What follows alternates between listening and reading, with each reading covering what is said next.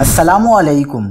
کراچی میں ایک اور خوفناک حادثہ، ہر طرف آگ ہی آگ، ڈپارٹمنٹل سٹور میں خطرناک آتش زدگی، ایمرجنسی نافذ، پاک نیوی بھی مدد کو پہنچ گئی۔ کیا آپ حالات حاضرہ سے آگاہی حاصل کرنا چاہتے ہیں؟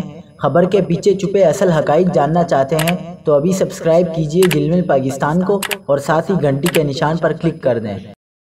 آپ کو بتاتے چلیں کہ جیل چورنگی پر سپر سٹور میں لگنے والی آگ پر تاحال قابو نہیں پایا جا سکا۔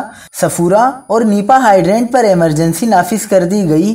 فائر بریگیڈ حکام کا کہنا ہے کہ دھواں زیادہ ہونے کے باعث فائر فائٹرز کو مشکلات کا سامنا ہے۔ فائر بریگیڈ حکام کا کہنا ہے کہ 15 فائر ٹینڈر عمارت کی بیسمنٹ میں لگی آگ بجھانے کی کوشش کر رہے ہیں، جبکہ شہر بھر سے فائر ٹینڈر بھی طلب کر لیے گئے ہیں۔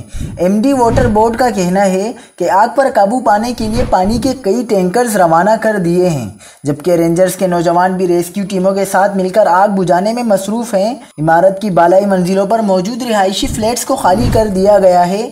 ڈپارٹمنٹل سٹور کے پیچھے کی دیوار توڑ کر راستہ بنایا جا رہا ہے تاکہ بے قابو ہوتی آگ کو بجھانے میں مدد مل سکے۔